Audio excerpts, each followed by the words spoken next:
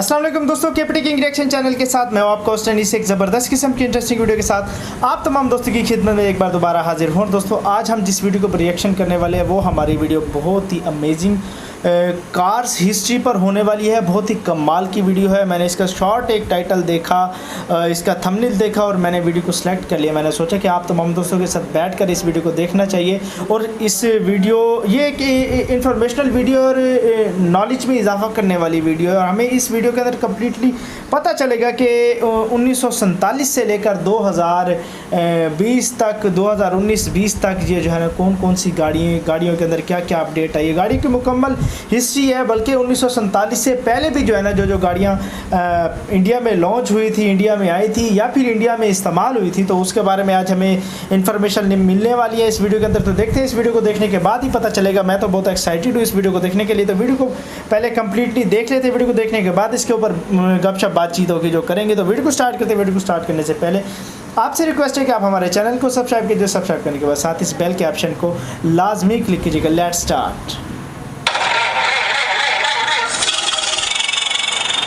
15 अगस्त 1947 को हमारा देश भारत आज़ाद हुआ था। तब से लेकर अब तक हमारा देश काफ़ी डेवलप कर गया है। इन सारे डेवलपमेंट्स में से एक डेवलपमेंट के ऊपर मैं इस वीडियो में बात करने वाला हूं और वो है ऑटोमोबाइल इंडस्ट्री। इस देश की आज़ादी 1947 के पहले भारत में कौन कौन सी कार मैन्युफैक्चरिंग ब्रांड्स काम कर रही थी, उनकी कौन कौन सी गाड़ियां भारतीय सड़कों पर चल रही थी। हमारे देश के क्रांतिकारी नेता जैसे महात्मा गांधी जी, सुभाष चंद्र बोस जी, पंडित जवाहरलाल नेहरू जी किन गाड़ियों का इस्तेमाल किया करते थे। आज़ादी के दौरान और उसके बाद भारतीय सड़कों पर कौन कौन सी गाड़ियां चला करती थी, इन सारी बातों के बारे में मैं इस वीडियो में आपको बताने वाला हूं। भारत की जमीन पर सबसे पहली बार कार चली थी 1897 में, 1897 में। उस समय पर अंग्रेजों का राज था।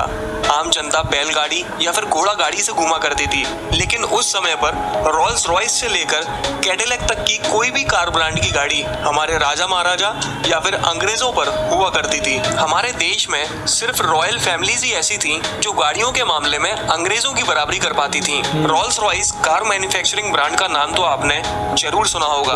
इंडिया में सबसे पहली बार इसकी सिल्वर कोस्ट कार आई थी 1907 में और 1920 तक रोल्स रॉयस ने बॉम्बे, कलकत्ता और दिल्ली जैसी जगहों पर अपने शोरूम भी खोल दिए थे। उस समय पर राजा महाराजाओं की पहली पसंद रोल्स रॉयस ही हुआ करती थी। 30 के दशक तक भारत में कार्स की डिमांड बहुत कम थी, क्योंकि कार एक प्रीमियम प्रोडक्ट मानी जाती थी जो सिर्फ अमीर लोग ही ले पाते थे, जैसे अंग्रेज या फिर राजा महाराजा। लेकिन जितनी भी डिमांड थी उस डिमांड को फुलफिल किया जाता था इंडिया के बाहर से कार्स को इंपोर्ट करके। मतलब उस समय पर इंडिया के अंदर गाड़ियां नहीं बनाई जाती थी, जिसको भी खरीदनी होती थी इंडिया के बाहर से मंगाई जाती थी। चलिए अब बात कर लेते हैं उन महान क्रांतिकारी नेताओं के बारे में जिनकी वजह से आज ये देश आजाद है। और इस आजाद भारत में मैं इस वीडियो को बना पा रहा हूं और आप देख पा रहे हैं। आजादी की लड़ाई लड़ने के दौरान सुभाष चंद्र बोस जी को हाउस अरेस्ट कर लिया गया था। उनकी फैमिली के पास 2 गाड़ियां थी, स्टूडेबेकर और W24 वेंडरर। उनकी स्टूडेबेकर ज्यादा फेमस थी, इसलिए उन्होंने अपने घर से W24 वेंडरर से भागना पसंद किया। वैसे तो ज्यादातर महात्मा गांधी जी अपना डंडा लेकर सड़कों पर पैदल ही चला करते थे, लेकिन कभी कभी वो गाड़ी में बैठे हुए भी नजर आते थे। ज्यादातर वो गाड़ी फोर्ड की मॉडल टी हुआ करती थी। इस देश के सबसे पहले प्रधानमंत्री Pandit Jawaharlal Nehru Rolls Royce silver wraith से चला करते थे। असल में इस गाड़ी को क्वीन एलिजाबेथ ने वाइस रॉय माउंटबेटन को गिफ्ट किया था, जो कि बाद में पंडित जवाहरलाल नेहरू जी के पास में आ गई और इस देश की सबसे पहली स्टेट कार बन गई। उस समय भारत में जो अंग्रेज रह रहे थे, मतलब ब्रिटिश गवर्नमेंट के जो ऑफिसर्स थे, वो रोवर्स, लैंड रोवर्स या फिर विलीज से चला करते थे। जिन कार मैन्युफैक्चरिंग ब्रांड्स की गाड़ियां उस समय पर भारतीय सड़कों पर चलती थी उनमें से कुछ हैं Rolls Royce, Bentley, Ford, Chevrolet, Dodge, DeSoto, Plymouth, Pontiac, Studebaker, Cadillac, Lincoln, Packard, Hudson, Fiat, Renault, Austin, Vauxhall, Morris और सिंगर। 40 के दशक से इंडियन ऑटोमोबाइल इंडस्ट्री डेवलप होना शुरू हुई। 1942 में हिंदुस्तान मोटर्स लॉन्च हुई। उसके बाद 1944 में प्रीमियर मोटर्स लॉन्च हुई, जो कि उस समय पर क्राइसलर, डॉज और फिएट की गाड़ियां बनाया करती थी। उसके बाद 1945 में दो भाइयों ने महिंद्रा एंड महिंद्रा को एस्टेब्लिश किया, जिसने जीप सीजे 3A यूटिलिटी व्हीकल को असेंबल करना शुरू किया। 1947 में आजादी मिलने के बाद भारतीय सरकार और प्राइवेट सेक्टर ने इंडियन ऑटोमोबाइल इंडस्ट्री को डेवलप करने की काफी कोशिश की, लेकिन उस समय इस चुनौती से पार पाना इतना आसान नहीं था। 1952 में टैरिफ कमीशन को अपॉइंट किया गया, जिसने 1953 तक अपनी रिपोर्ट को सबमिट कर दिया। उस रिपोर्ट में कुछ चेंजेस करने के बाद 1954 में उसे लागू कर दिया गया, जिसके बाद जो कार कंपनीज बाहर से इंपोर्ट करती थी या फिर वो कंपनीज जिनमें कोई भी इंडियन पार्टनर नहीं था, उनका भारत में काम कर पाना अब मुमकिन नहीं था, जिसके कारण कई सारी कार कंपनीज जैसे General Motors, Ford, Rootes Group etcetera India छोड़कर चले गईं। हालांकि ये टैरिफ कमीशन और भी इंडस्ट्रीज पर लागू किया गया था और उस समय को लाइसेंस राज कहा जाने लगा था। इसके बाद 50 और 60 के दशक में ऑटोमोबाइल इंडस्ट्री का डेवलपमेंट बिल्कुल थम सा गया था। 70 के दशक में आके थोड़ा बहुत डेवलपमेंट जरूर हुआ, लेकिन ट्रैक्टर्स, कॉमर्शियल व्हीकल्स और स्कूटर्स के मामले में हुआ, ना कि कार्स के मामले में। इस समय पर भी कार एक प्रीमियम प्रोडक्ट थी जो सिर्फ अमीर लोग ही खरीद सकते थे। इस पूरे समय के दौरान हिंदुस्तान मोटर्स, प्रीमियर मोटर्स और अशोक मोटर्स की गाड़ियां ज्यादातर बिकती थी। हिंदुस्तान मोटर्स ने इंडिया में बनी सबसे पहली गाड़ी हिंदुस्तान 10 को लॉन्च किया था। इसी कंपनी की गाड़ी एम्बेसडर, जिसे MB के नाम से भी जाना जाता था, उसे 1958 में लॉन्च किया गया था, जो कि बाद में काफी पॉपुलर हुई। अशोक मोटर्स ने ऑस्टिन A40 को बनाया और बेचा था।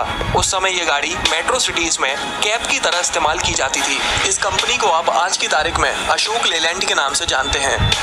महिंद्रा एंड महिंद्रा उस समय विलीज जीप को बनाया करती थी।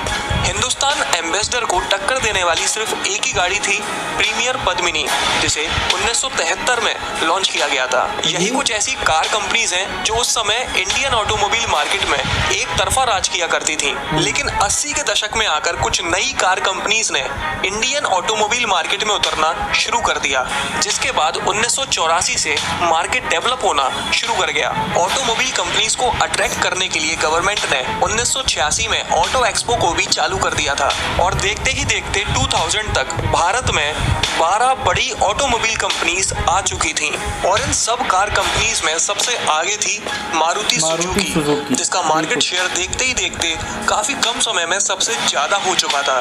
मारुति ने 1983 में 800 को लॉन्च किया, जिसने मिडिल क्लास फैमिली को काफी अट्रैक्ट किया। उस समय पर यह गाड़ी करीब 40-42 हजार रुपए की मिल जाया करती थी। मारुति ही वो कंपनी थी जिसने ये ट्रेंड चेंज किया कि कार एक प्रीमियम प्रोडक्ट होता है और उसे सिर्फ अमीर लोग ही खरीद सकते हैं। उसके बाद मारुति ने 1990 में एस्टीम 1000 को लॉन्च किया, 1993 में मारुति जैन को लॉन्च किया। ये दोनों ही गाड़ियां काफी सक्सेसफुल रहीं और देखते ही देखते इंडियन ऑटोमोबाइल इंडस्ट्री तेजी से डेवलप होने लगी।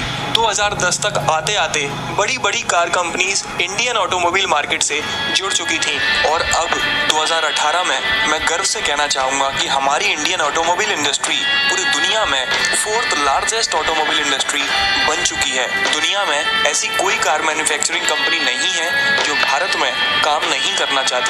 नमन करना चाहूँगा उन सभी महान व्यक्तियों को जिनके कठोर परिश्रम और त्याग की वजह से हमारा देश आज़ाद हो सका, और साथ में उन सभी लोगों को भी धन्यवाद करना चाहूँगा जो इस देश को इतने आगे लेकर आए। जय हिंद, जय भारत। तो चलिए इस वीडियो में बस इतना ही। अगर आपको ये पसंद आया हो तो प्लीज़ इस चैनल को सब्सक्राइब करें, इस वीडियो को लाइक करें, शेयर करें। आपका दिन शुभ रहे। धन्यवाद। ज़बरदस्त किस्म की ये वीडियो थी, इसी वजह से मैंने इस वीडियो को सिलेक्ट किया। मैंने सोचा कि इस वीडियो की जो कार की मुकम्मल कम्प्लीटली हिस्ट्री है हमें वो पता चलनी चाहिए कि कार इंडिया में कैसे जो है ना कौन कौन सी कंपनी इंडिया में आई और कार सबसे पहली कार जो है ना इंडिया के अंदर कब आई, ये क्या सारा सीन सिस्टम था। तो बहुत ही ज़बरदस्त किस्म की इन्फॉर्मेशनल वीडियो थी, मेरे नॉलेज में भी इजाफा हुआ और आपके यकीन मानते अगर आपने ये वीडियो नहीं देखी हुई थी भाई की तो आपके नॉलेज में भी इसका जो है ना वीडियो को देखने के बाद जो है ना इजाफा हुआ होगा। तो यकीन करते हैं आपको हमारी ये सिलेक्टेड वीडियो और रिएक्शन वीडियो पसंद आई होगी। अगर आपको हमारी ये सिलेक्टेड वीडियो रिएक्शन वीडियो पसंद आई तो हमारे वीडियो को लाइक कीजिए, कमेंट कीजिए, शेयर कीजिए और हमारे चैनल को सब्सक्राइब करना मत भूलिएगा। दोस्तों अभी तक के लिए इतना ही। मिलते हैं जल्दी एक नई वीडियो के साथ, एक नए डायरेक्शन के साथ। अभी तक के लिए अस्सलाम वालेकुम वरहमतुल्लाहि